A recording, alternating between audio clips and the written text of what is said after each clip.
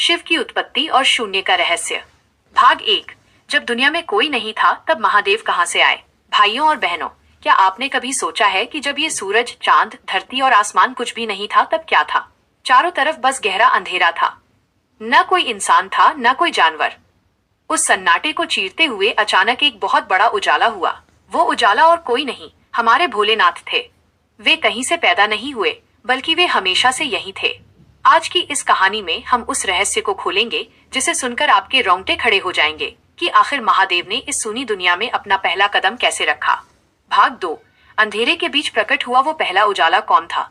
लोग कहते हैं कि भगवान को किसी ने बनाया है, पर सच तो ये है कि महादेव को बनाने वाला कोई नहीं। उस घनघोर अंधेरे में जब कुछ भी नहीं हिल रहा था, तब एक बहुत बड़ा प्रकाश स्तंभ यानी रोशनी का खंभा खड़ा हुआ। उस रोशनी में से एक ऐसी आवाज निकली जिसने पूरी दुनिया को जगा दिया। वो आवाज थी ए। सोचिए उस समय कैसा नजारा रहा होगा जब बिना किसी बीज के, बिना किसी कोख के साक्षात महाकाल प्रकट हुए थे। यह किसी जादू से कम नहीं था। भाग 3। न माँ न बाप। आखिर कैसे जन्मे हमारे भोलेनाथ? दुनिया में हर किसी का कोई ना कोई माँ बाप होता है, लेकिन हमारे शिव अजन्मे हैं। शास्त्रों में लिखा है कि वे स्वयंभू हैं, यानी जो खुद ब खुद प्रकट हुए हों। जब ब्रह्मा जी और विष्णु जी ने उनसे पूछा कि आपके पिता कौन हैं, तो महादेव बस मुस्कुरा दिए। उन्होंने बताया कि वे ही शुरुआत हैं और वे ही अंत। यह सुनकर बड़े बड़े ज्ञानी भी चकरा गए। आज हम आपको दिखाएंगे कि कैसे एक अघोरी जो श्मशान में रहता है, असल में इस पूरी कायनात का मालिक है। भाग 4। ब्रह्मा और विष्णु भी हैरान जब दिखा शिव का अनंत खंभा। एक बार ब्रह्मा जी और विष्णु जी के बीच बहस छिड़ गई कि बड़ा कौन है। तभी उनके सामने आग का एक ऐसा खंभा खड़ा हुआ जिसका न तो कोई सिरा था और न कोई अंत। ब्रह्मा जी ऊपर गए और विष्णु जी नीचे, पर हजारों साल बीत गए और किसी को उसका छोर नहीं मिला। वो खंभा और कुछ नहीं, महादेव का शिवलिंग स्वरूप था। इससे पता चलता है कि महादेव की शक्ति की कोई सीमा नहीं है। जो लोग उन्हें सिर्फ एक मूर्ति समझते हैं, उन्हें आज ये सच देख लेना चाहिए। भाग 5। आखिर शिव ने ही क्यों बनाया इस दुनिया को? महादेव अकेले थे और बहुत शांत थे, पर उनके मन में एक लहर उठी, मैं एक हूँ, मुझे अनेक होना है। बस इसी एक सोच से उन्होंने सृष्टि की रचना शुरू की। उन्होंने अपनी शक्ति को खुद से अलग किया ताकि ये दुनिया रंग बिरंगी बन सके। उन्होंने हवा बनाई ताकि हम सांस ले सके, पानी बनाया ताकि हम प्यास बुझा सके। पर क्या आप जानते हैं, इस दुनिया को बनाने के पीछे उनका एक बहुत बड़ा मकसद था जो आज के कलयुग में हम सब भूल चुके हैं। भाग 6।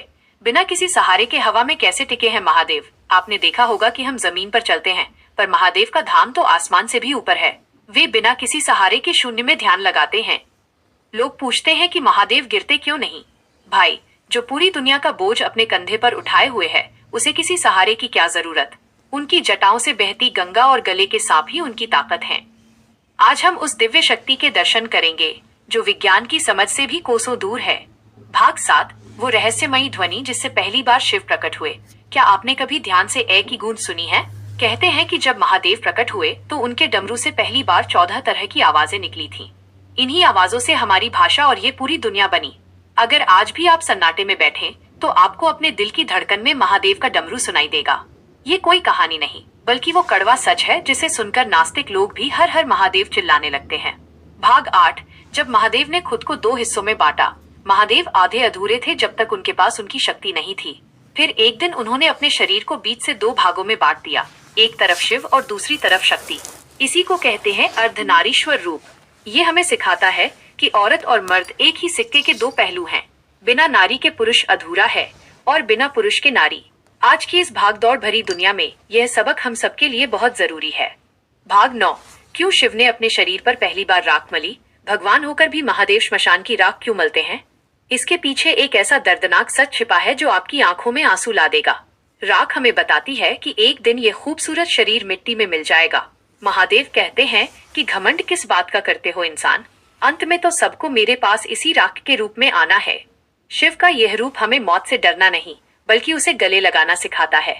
भाग 10। अर्धनारीश्वर का वो सच जो कोई नहीं जानता। लोग अक्सर पूछते हैं कि भगवान शिव आधे स्त्री और आधे पुरुष क्यों हैं? ये केवल एक रूप नहीं, बल्कि एक संदेश है कि भगवान के लिए कोई छोटा या बड़ा नहीं है।